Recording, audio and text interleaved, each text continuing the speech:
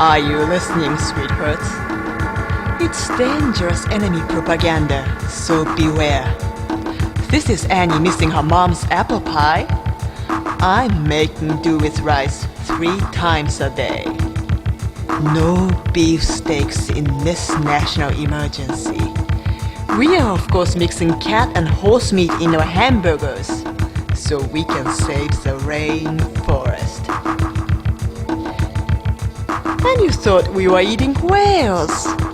They are not that good to eat. Besides, they make such good new age music.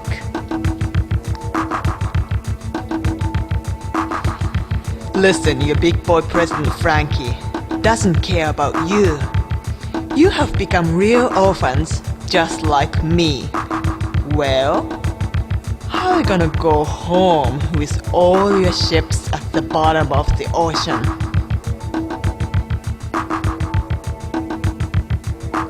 Listen, your big boy Frankie doesn't really care about yellow blood being shed by more yellow hands.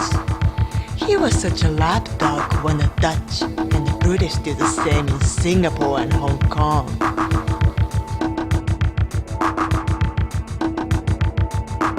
Why the Monroe Doctrine for the Americas and an open-door policy in Asia?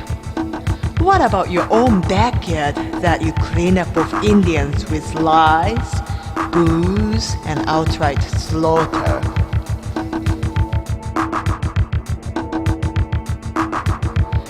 Listen, your big boy Frankie doesn't know anything about a small country running out of resources and market.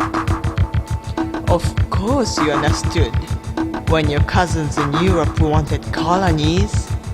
But you only seem to have inherited the neurosis, the mania, the obsession to expand and conquer, because you knew you would someday run out of cash, labor, and eventually brain power.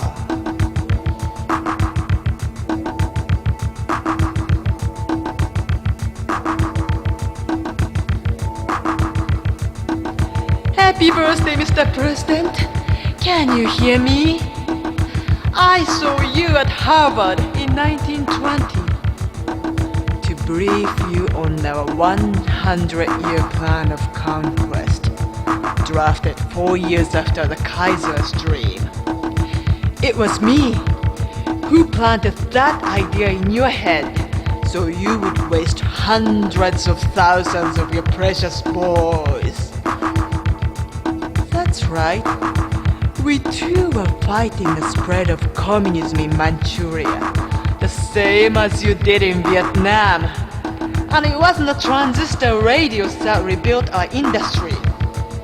It was the tanks and guns of your order to be used in Korea against the Red Army. Yellow blood. Yellow blood.